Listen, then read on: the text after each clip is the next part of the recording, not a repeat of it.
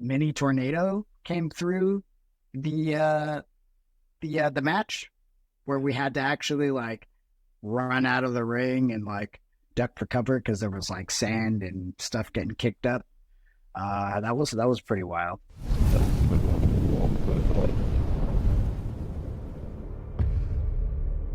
What's going on, wrestling fans? It is I, Steve-O, and welcome to 10 Count right here on Wrestling News Co. On today's edition, I'm talking to a man that I thought I'd never get to interview, but it's happening today. It's Rocky Romero. How you doing today?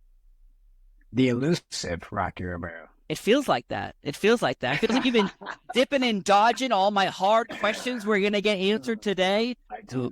I'm good at that. Yeah. No, I pride myself on that. But... we will start light. We will start fluffy. Thank you. But we will start with a question I've been starting all my interviews with lately, and it usually opens up a can of worms. And it's a simple question. Where's the strangest place you ever wrestled? Strangest place I ever wrestled. One time I wrestled in the middle of a rodeo. I've done a few rodeo-ish venues, right? But this one in particular, I was wrestling with Frankie Kazarian. And a little like windstorm / mini tornado came through the match where we had to actually like run out of the ring and like duck for cover because there was like sand and stuff getting kicked up. That was pretty wild. Yeah, that was an interesting one. Yeah, debuted in the back of a Mexican restaurant in Rialto. That was cool too. You know, that was my debut match. Wow. So, was the food good?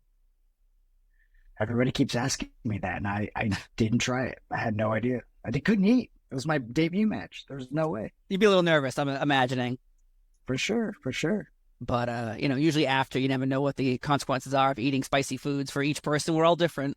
And I would imagine going out there and wrestling after eating something that could turn sideways on you wouldn't be a good idea. So smart. Very smart for you to not do that. But, man, the fact that a tornado... could have like lifted you in the sky. You could have done an amazing move on top of Frankie Kazarian, but you had to get out. You had to get out. Yeah. Tornado DDTs for everyone. Real tornado DDT. Right. That's only one time you'll get the opportunity, but still. I know. That's amazing. Missed out. Yeah. Well, you're alive, so I'm proud of that. I made it out. Poor Frankie. Okay. Oh, Frankie. There was like 10 people there anyway. They ran for cover. The whole thing was interesting. You know? Wow. It was very interesting. Yeah. Damn. Well, if you hear any weird sounds, it's my dog. She's playing under my desk right now. So. It's quite all right. I have pushed my 3 kids away, so they are not going to be underneath my feet trying to come in here. My dog or my cat might jump up. We'll see how that goes. But speaking of crazy things happening in wrestling, CM Punk has returned to the WWE after over a decade away, and it seemed like everything I was reading about before this was maybe New Japan, maybe TNA. So, do you know the further I hear your dog is hilarious, shaking its head. Do you know how long the discussions were for CM Punk maybe to come into New Japan or even TNA, the rumors? Because obviously the WWE, it's like, wait a minute, this has been like a 10-year journey to get back here, but now he's here. Like, are you surprised he showed back up? Not surprised, because obviously, it's pretty money-making, him showing up, and the WWE likes to make money, and he's obviously someone who's polarizing and controversial, and he's got a ton of fans who have been chanting his name for years and years and years, waiting for him to come back. So, it all kind of makes sense to me, especially with the new regime involved and making the decisions that I felt like, when there's and he's got a great relationship, I heard, with UFC. So, it kind of all makes sense, in the end. The discussions with New Japan, there was nothing ever official. It was just simply a question one time of, how would you feel if CM Punk was to join New Japan? And I thought it was a great idea because it'd be great business. And, obviously put New Japan on a whole nother level. Of course. And, New Japan for so long, I remember, and still to this day, was always, neck and neck for, if you didn't watch WWE, you watched New Japan. Like that was like it felt like that was the case. And for so long, Pre AEW days for sure, right? well, yeah, pre AEW days, Yeah, but now for it sure. seems like there's this, I guess, contention between wrestling fans, as it's like a sport where you support your team but you don't support the other teams, and it feels like there's a lot of that in wrestling right now. But with New Japan and New Japan Strong not having a weekly TV program, is that in the cards for 2024? Because I know right now wrestling's harder than ever. Every organization's doing well, business, Mhm. great business. Is that on the table? Right. Hold on. Let me let my dog out before she runs here quickly. Go That's on. quite all right. You're running off to call your agent to find out if you can talk about this or not. Hold on a second. All good. I'll just sit here and sing a song to everybody. Merry Christmas, jingle bells, jingle bells, jingle bell rock. It's hard. It's hard being a dog dad. It really is hard being a dog dad. Yes. Yeah. I mean, 2024. I would love to see New Japan Strong. Have a weekly show primarily. Whether it was on New Japan World or a combination of World and some network or something. I mean, that was kind of always the hope in the cards, and we've had a couple of conversations with some folks that like the show and think it's got some legs. So I mean, hard to say though. Obviously, selling and pitching shows are difficult, but like you said, wrestling is harder than ever, and there's we've got a great fan base worldwide, so you never know. Man, I hope so, because again, with so many organizations doing great business, including MLW, because there's a huge event coming up on December 7th, and you'll be involved. One shot on pay-per-view in New York City, Melrose Ballroom. Dude, I'm pumped. You're pumped. We're all pumped for this event. But with this happening, what do you think fans should expect from seeing you in the ring and MLW kicking ass, taking names? Because if I've watched many MLW events, but maybe someone hasn't and they're thinking about tuning in, what do you think they should expect? I'm a big fan of MLW and the product that they put on. I think it's a pretty cool, diverse show. It's got a little bit of everything. It's got, comedy, it's got blood and guts, it's got good wrestling, it's got good characters. So, yeah, I think it's a really complete show, and it's obviously easily accessible because most of the shows are on YouTube, or, you can watch them in a multitude of different places, Fight TV. But yeah, I'm a big fan of the product. I like what they do and how they do it and how they execute it. So yeah, if you're a wrestling fan and you're looking kind of for something that's a little different and it's got its own little niche, going on within the wrestling world, because that's kind of all, what it all is, right? There's different niches of wrestling, and, every company brings something different and special. But I think you really enjoy it. And I don't think it's just for like the hardcore wrestling fan, like a New Japan fan, who wants like that high, quality in ring style. It's a pretty diverse product.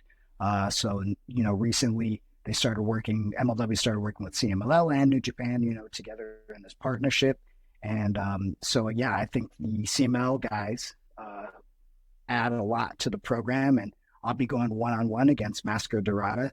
And I'm looking forward to it. We had such a banger a couple months ago in CMLL, and I think that it'd be cool to, branch out and kind of show what CMLL and some of the new stars in CMLL, and kind of get them in front of a different audience, especially a huge audience like MLW has internationally. Of course. And it seems like right now, even with MLW working with other organizations, for a long time, it just felt like every company was on its own island, and it was never going to come over and visit in the other island. Now it seems like everyone's working together. Of course, WWE is doing its own thing, but AEW and New Japan working together, Forbidden Door. And if I am correct, you're the man that got Forbidden Door, the pay-per-view, off the ground by texting Tony Khan. Is this true? It is true. Yeah. No, yeah. It was a text between me and Tony. I mean, obviously, like, the relationship with New Japan and AEW in the beginning was rocky. for the first, I don't know, year or 2 or 3 years of AEW's existence. And so we started. My other dog wants to come in. This is crazy. Should I sing again? Rocky, should I continue singing? Hello. So they don't think I'm lying. That's not even your dog though. Yet you're lying. That's not he's someone else. He's rented. Yeah. He's rented. No, he only does this when I do interviews. I swear. I don't know how he knows, but he does it. But anyway, so I texted Tony Khan and I said, hey, what about if we, get together and do a New Japan AEW show? And, I was like, my original idea was like, we could have some crossover matches because obviously there's a lot of politics, in going on with who's going to wrestle who. But at least if we did like kind of like this cool wrestling summit of, matches between both companies and, some crossover, some New Japan matches, some AEW matches, just as an introduction. And the next thing he texted me back was like 6 ideas for matches. And they were all intertwined and crossover matches between the both companies. So, right off the bat, he kind of knew some of the ideas that he wanted to do. And some of them actually made it to the first show. Some of them got scrapped, but yeah, he was super open to it. Tony's always been a big fan of New Japan Pro Wrestling. I mean, he tells a story where, he came to the first Long Beach show that New Japan ran in, I think 2016. I want to say 17, 15. I'm not sure, but yeah. And he was in the first row. He had bought a ticket. And he was in the first row, and so he's always been a big supporter of the company. So I think to do business with New Japan in that way was pretty cool for AEW. And then obviously it worked out great. And, it was a financial moneymaker and, got a lot of people talking about the relationship between New Japan and AEW and how far it could actually go. And, we're still seeing it to this day. Man, but you kind of mentioned though, you said it was Rocky at first. As your name is Rocky. Why was it Rocky though? I think just because so much talent came from New Japan to start AEW, right? Yeah. You had the Bucks, you had Kenny, Cody, Hangman. So many guys were already working in that Ring of Honor New Japan relationship initially. So, and especially in the beginning. New Japan is known for being a very loyal partner. You've seen the partnership with CMLL over so many years. So I think that there was a little bit of hesitancy, between just jumping into this thing and not knowing what it was going to be, A.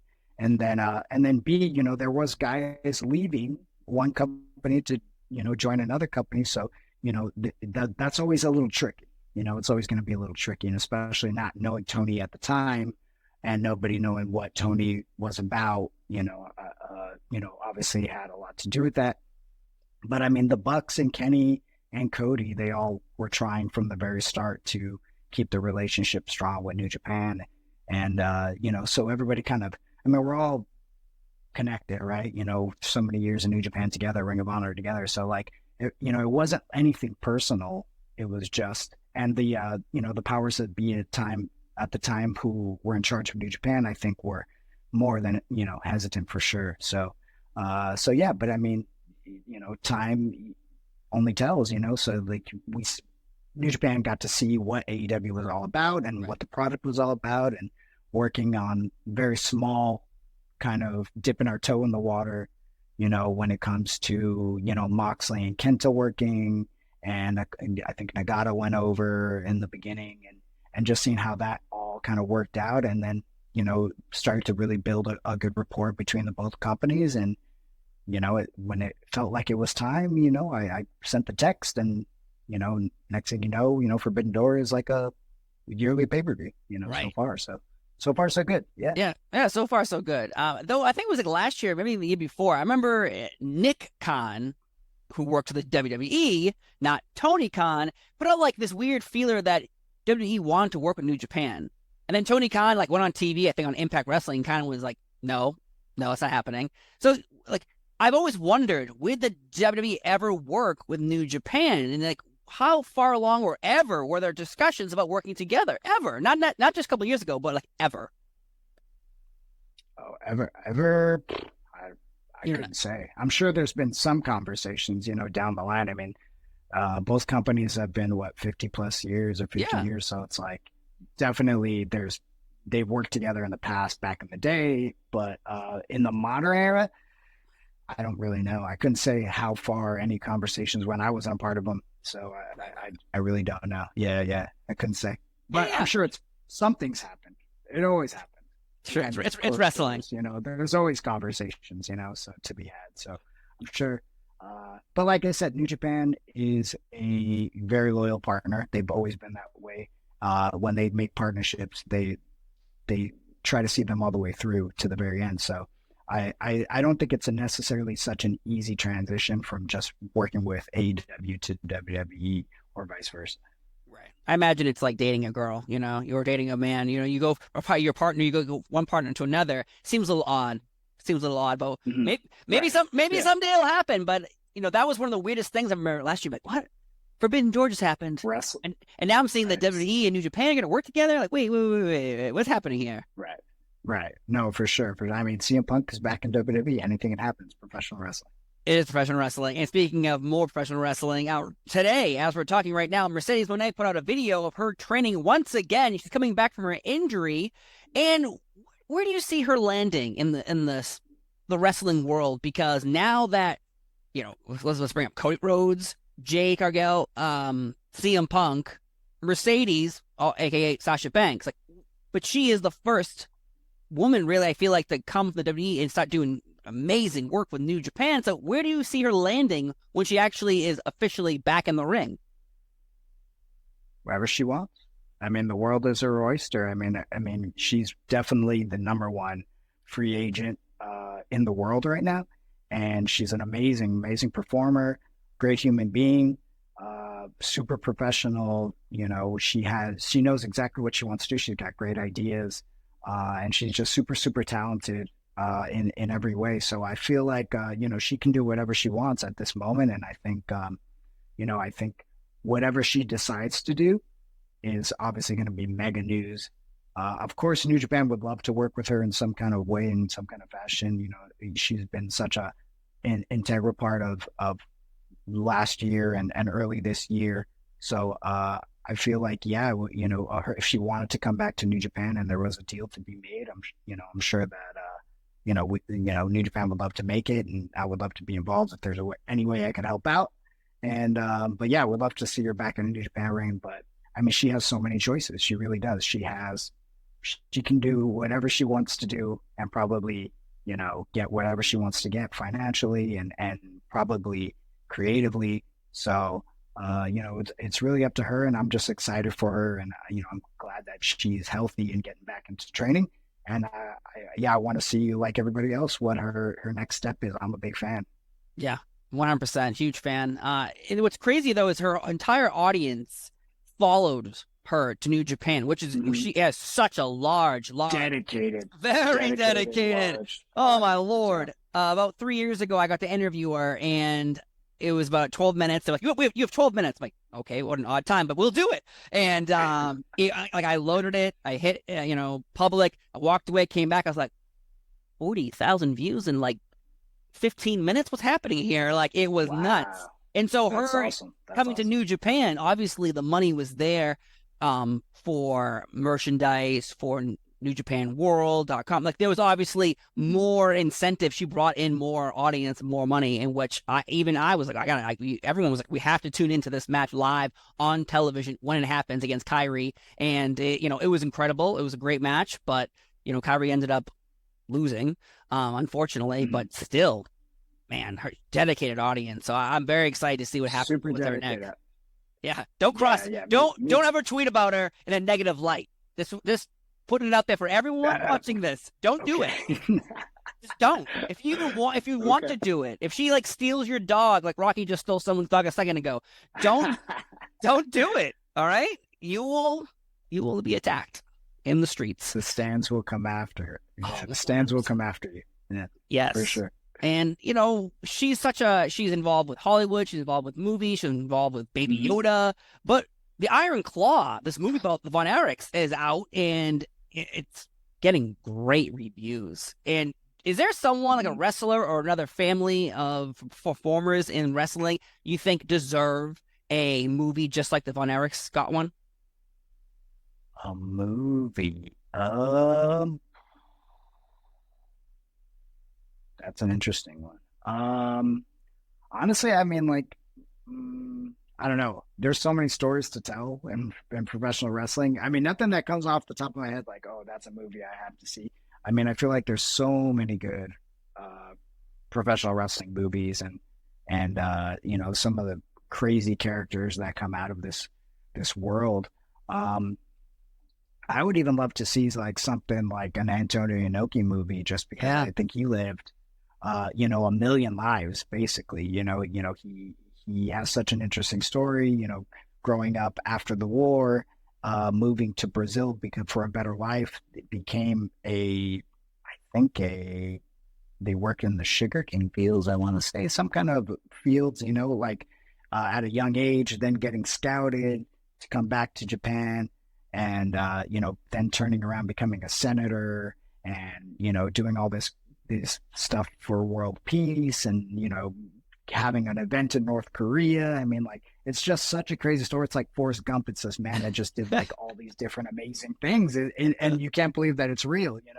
So yeah, I think like a biopic on him would be super interesting and really cool, especially done right. That could be awesome. Man, I love that idea. Because everyone always says like Hulk Hogan or Ric Flair. Those are the two like you think of an American audience would be like, oh, Ric Flair, helicopter crash, almost dies. He's, Mm-hmm. traveling around the world, doing all crazy things. It'd be like Fear and Loathing in Las Vegas, but with Ric Flair, running the world Right, with Arn Anderson. right. I feel like that'd be fun, but I honestly think it's kind of boring in a way. Like we've seen that We've story. seen those You movies, know what I'm like saying? yeah. We've seen those type of movies. So I feel like yeah, somebody like Antonio Inoki because of all the different things he's done, or even somebody like Jesse the Body Ventura. Who's definitely had Ooh. definitely so many things happen and politician and all this other stuff. So Navy SEAL. I mean, things like that. I think are a little more interesting. It just seems like how could this person do all these different things and live all these different lives in just one lifespan. So, Yeah. yeah, that would be cool. I'd like to see a Jake the Snake Roberts movie as well. It could the ups and downs and the going Yeah. from bottom to top again in life. That'd be great. Hmm. That'd be great. Yeah, you're right. In wrestling, everyone has a story, and some Hmm. are just more entertaining than others, and some For are sure. just like, oh, For that sure. that was easy. There's so many things you hear about wrestlers, but you don't ever hear like, oh, what was it like being the top wrestler in the world, but not being Hmm. home with your daughters or your sons or your wives? Like that to me is like, oh my. Anytime I talk to like a wrestler from the '80s, I'm like, how often were you home? They're like, maybe one day every 60 days. Like, Wow. like That's crazy. you never got to It's see crazy. your kids. You never got to see your Right. wife. And then when you finally retire, you go home. Um, they'd always describe to me as like they felt like they were a ghost in their own house because Right. there's a system built because you haven't been home all this time. Now you're home and you're trying to like, I'm dad or I'm Right. mom, and obviously that's gonna be Hmm. hard to pull off. So Yeah, for sure. For sure. the Yeah. Von Erichs That's movie though, that's the crappy part of the business. It's always the worst part is family life and being dedicated to this profession is very demanding. Especially when it comes to time. So yeah, I mean, we all go through it. It's definitely one of the harder parts of being in this profession. yeah. And I imagine injuries are also part of wrestling in general. It's not ballet. And do you have a worst injury? Worst injury. Probably the worst injury was I dislocated my elbow doing a splash. That was pretty bad. It was like my elbow was like up in my tricep, and they had to like pull it out. It was like a whole thing, but it did need surgery finally, and they were able to get it back in there, and then yeah, like 4 or 5 months off. It wasn't too bad the layoff, but yeah, that was probably the most horrific injury I had for sure. Oh my lord. That sounds gross. Where you're like, oh yeah, it was up here. I'm sorry, your elbow was up here, your shoulder. Yep.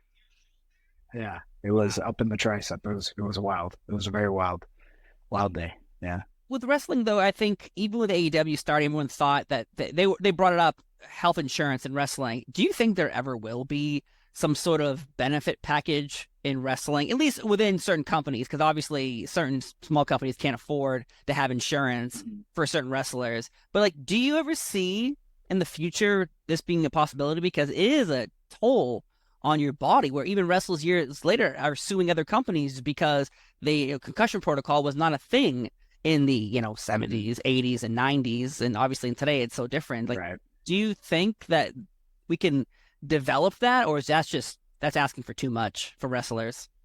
I don't think it's asking for too much. I think in time that's definitely a possibility. Obviously, as you watch the economic value of each company and the business kind of worldwide as it grows. I mean, you never know if there's definitely some kind of system that they can implement, or if it's something that you buy in as a group or whatever. I think that's definitely a possibility. Maybe something like SAG-AFTRA has it's a union, but like they have a collection where you can you meet a certain point in the year and you can get health insurance through them. Mm. So I mean, I think that anything like that could definitely be a possibility. And but I definitely think in the future having something like that, developing a 401k, things like that are also super helpful in benefits wise for professional wrestlers. So, but I would love to see it. It's kind of hard to change a whole system when it's never been in place. That's kind of the hard part, is making the shift, because obviously it's expensive and it does come out of profits. And, but I think eventually it could very well happen. Yeah, for sure. Because the concussion protocol, I feel like, unfortunately, something terrible had to happen for concussion protocols to be taken seriously. And with Chris Nowinski, who used to be a former WWE wrestler, also a Harvard grad, he kind of had a problem with concussions, and he came forth, and now he got the NFL, he got NHL, right. He got all these organizations, billion-dollar companies, to buckle and go, okay, we'll right. listen to you. For sure. And obviously people didn't know, right? I mean, it takes years and years for things to happen, for people to start understanding what CTE is. I mean, they just didn't know what CTE was for a long. So of course it's going to go undiagnosed for a super long time. But now that, there is all that information, they have been able to study brains in different athletes in different sports. I think that, it takes time to develop these things, so like, I think what Chris is doing is pretty amazing, and he's helped a lot of people. And and his research will continue to help so many for so long, which is really, really special. Yeah, it's cool. Yeah. So hopefully, unfortunately, something terrible happened to allow the concussion protocol to become a thing versus health insurance, 401ks. I don't know how this is going to happen, because you've seen so many sad tales over the years of wrestlers who didn't save their money, and then something bad happens, and then they end up, I guess, like in my brain, like to me, wrestlers are like superheroes, but yet they are humans. Like people don't think that when your elbow goes up your shoulder that you'll just be fine tomorrow. And the next episode you'll be there, Rocky. No, like you're out. Right. You're out for sure. When you're out, you're not getting paid. Sure. So we'll have to see what happens in the future. But in the present, I'm enjoying myself right now. And MLW again coming up December 7th on pay-per-view, Melrose Ballroom, New York City, baby, New York City. I'm pumped. You're pumped. We're all pumped. Again, thank you so much for being here on 10 Count, talking about everything underneath the sun, the past, the present, and the future, and for you stealing dogs while we were podcasting. That's the headline. That's the headline. Now there's going to be all kinds of headlines out there. That's like the worst thing. I know. I love doing these interviews. They're fun, but like then somebody's going to quote it and put it out, and it's going to be like, what? It's like, he stole a dog during an interview? What? I thought he was my dog, everybody. Who's it? Said hello. It's his dog. I had two dogs. He has two dogs. He has two dogs, folks. He has two dogs. So we'll see what comes out of this interview. But I've been clear. I've been Steve Paul. Is there a cat there too? Is there a cat in there? No. No cats. No cats. Oh shit. Okay. Rocky Romero hates cats. All right. I'm Steve Paul. He's Rocky Romero. That's a second headline. Thank you, Steve. Headline. Second You're welcome. Anyway. I ask a question, you're the one who answered it, and that's what happens. That's what happens in interviews. But I'm Steve Paul. He's Rocky Romero. Have a wonderful day, and we'll see you next time. Bye-bye.